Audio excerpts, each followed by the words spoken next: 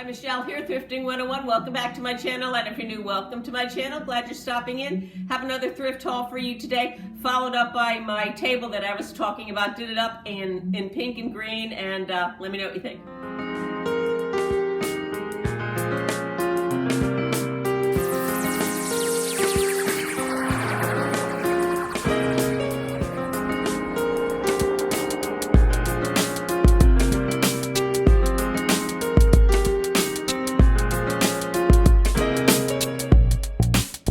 Set of 4 at the Humane Society, paid 50 cents a stem for them. They are known as tall sherbet or champagne glasses, even though they're not really tall. They are Anchor Hocking in the Royal Ruby line, and the pattern's called Monarch. And Royal Ruby, in case you didn't know, is a name patented by Anchor Hocking starting in 1938, and they went all the way to 1937. They started making Royal Ruby again for a little while from 1973 to 1977. And Royal Ruby, like I said, was just a patented name for their colored red glassware. Excuse me, they discontinued this line, the Monarch line, in the 1950s, and they made many, many different patterns in the Royal Ruby line. This just happens to be the Monarch. As I said, I'm going to ask $10 for the set of 4.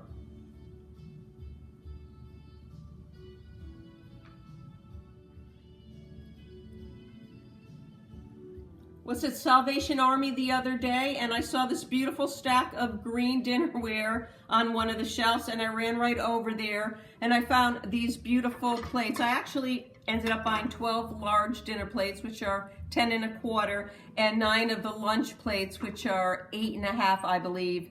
And that you're not seeing all of those here right now, but you'll find out why later, and they're super heavy. Anyways, they are, I showed you the back before, they're not old, they're new, they're Pioneer women. They're making them right now to this day. They're in wonderful condition. Picked them up at a good price. I paid $58 for the 12 large and the 9 small. And the thing is, they're new jadeite. I rarely find old jadeite anywhere I go for any kind of affordable price. And I know a lot of you people out there probably wouldn't touch the new jadeite. I haven't collected any of it, but kind of liking the Timeless Beauty Pioneer Women line.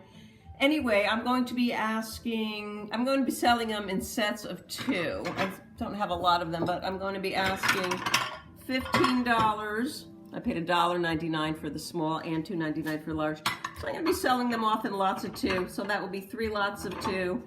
And then I'll sell the rest of the large plates off, probably for maybe $10 a plate. I have to really look into that. Anyway, like I said, new jadeite, still making it by Pioneer Women. Very, very pretty and very heavy dinnerware. A few fun facts I just wanted to pull out there about jadeite is that the McKee Glass Company was the first company to produce jadeite dinnerware in the 1930s, and they made the jadeite by adding little scraps of green glass to their signature milk glass formula, and they actually called it Skokie glass. They had one line called Skokie glass and another that they started to call jade glass, and then they just started calling both of them jadeite. They were followed by Jeanette in the mid-1930s, and Anchor Hocking followed in 1945 with their first pieces of jadeite. And I just wanted to let you know, in case you didn't know, and maybe someday I'll get that into a video, but if you have any of the McKee or the Jeanette old milk glass, they do glow under black light as they had uranium. Anchor Hocking does not have any uranium in them because they were produced starting in 1945, and all the uranium then went into the war effort. Jadeite was produced very cheaply and sold very cheaply during the Depression years. And they made this green color right here that you see as a happy color. So they said that the jadeite green color made people happy, and they wanted to add a little happiness into the Depression years. Interesting.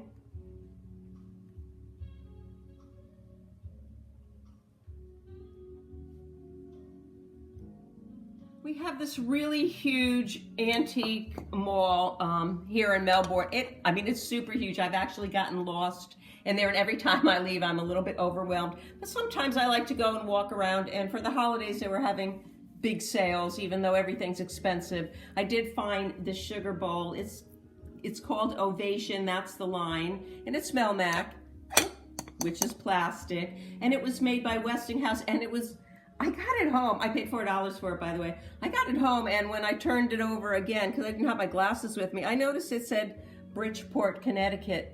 And that's where cameraman and I are from, Bridgeport, Connecticut. So it kind of made the piece all that cooler. And I didn't even know that Westinghouse made plastics, but I did find out that they started a plastic division at Westinghouse in the 1940s. And they started by making helmet liners for soldiers in World War II.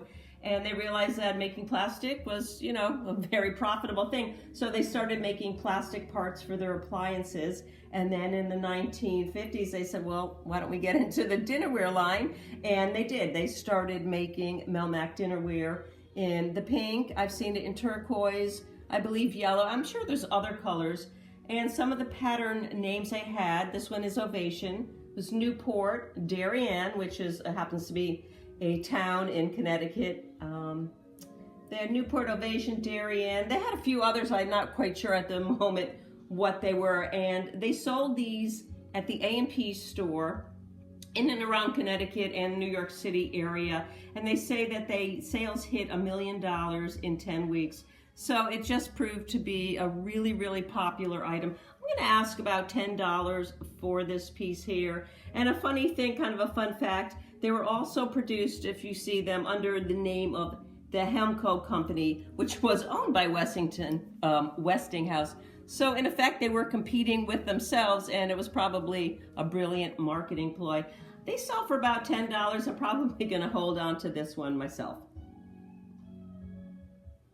Found another piece of Jeanette in the cherry blossom pattern, which I'm just starting to collect more of. This you can see is a uranium piece in the green. They also made cherry blossom in the pink, and I'm collecting both of that. I paid $7 for this platter, and I think the person I bought it from might have a few more, so I'm trying to work out a deal to see if she will sell me a bunch of them, and then I can maybe start passing them out to you guys, or selling them to you guys if anybody's interested. Anyways, they were produced by Jeanette, as I said, in 1930 to 1939. The cherry blossom pattern, one of the most popular Depression patterns of the 30s.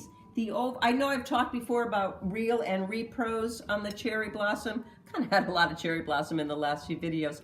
This piece, I can tell you right now, was not reproduced because I just never reproduced the opal platter. They sell for about $20. This piece is mine.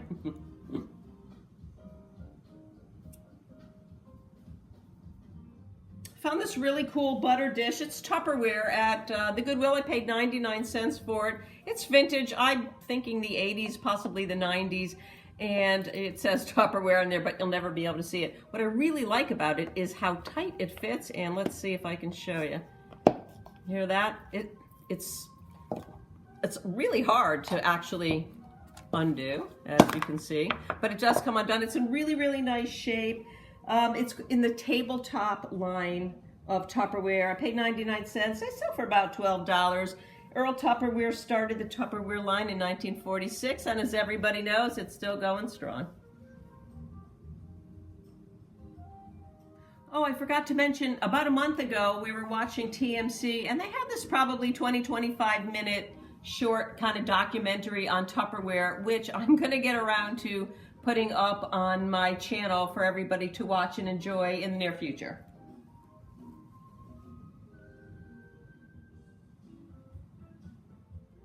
I picked up this handmade cross-stitch picture in the frame at the Habitat for Humanity. They're having a big sale. I don't remember if I paid $1 or $2 for it, but not a lot. You can see right here it has the initials of the person who made it and 1984, which I believe 1984 was the same as the last piece I found.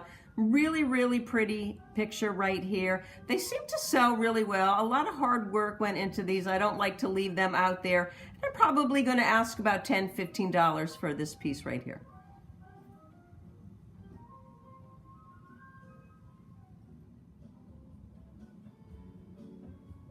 I picked up this set of clown wall pockets at Nana's thrift store. Paid $15 for the pair, and it's funny because whenever I see anything clown related now, I think of all you people out there who tell me how much you dislike clowns, and my daughter also, for the record, dislikes clowns, but I know a lot of you also like clowns, and these are wall pockets, and I don't run into wall pockets very often, and you can tell they're wall pockets right here because they're flat and they have the opening here.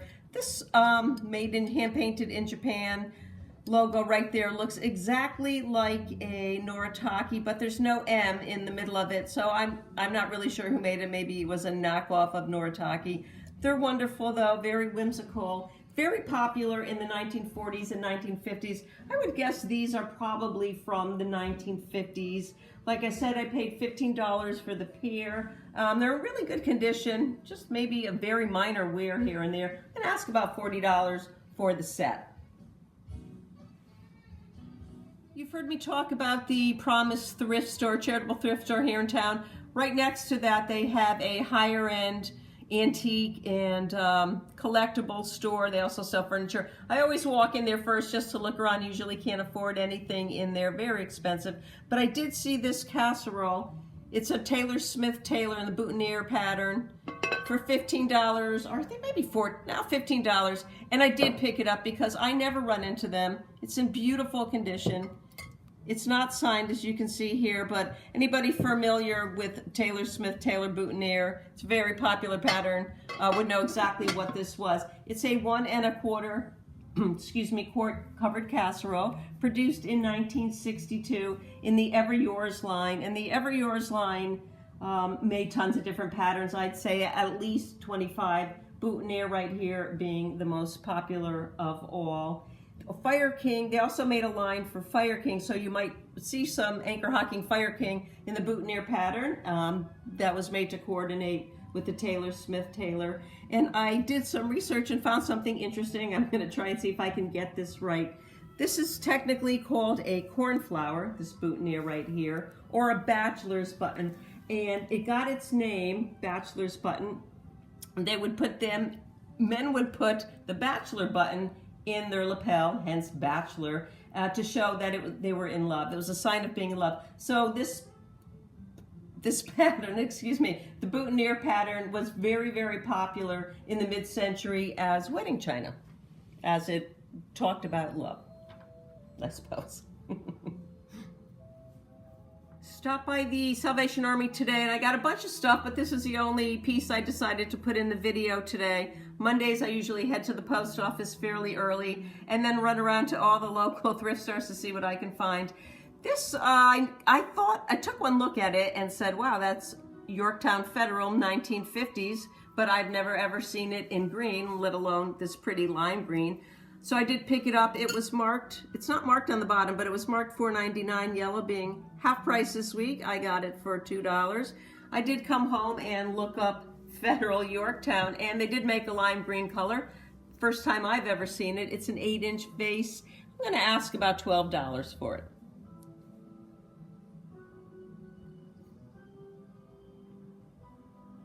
Hope you enjoyed the video. Please don't forget to like, share, subscribe. Most importantly, leave me a comment. And I wanted to give you a look at my table. I just love it. I can't stop looking at it. I love the pink and green together. And as you can see right here, I have my cherry blossom. There's my cherry blossom picture, and I just wanted to show you. I had my pink cherry blossom brand new cake plate on the bottom right here with some pink depression wear glasses. Just a little bit of the Picard gold. Hope you enjoy it. See you again real soon. Bye-bye.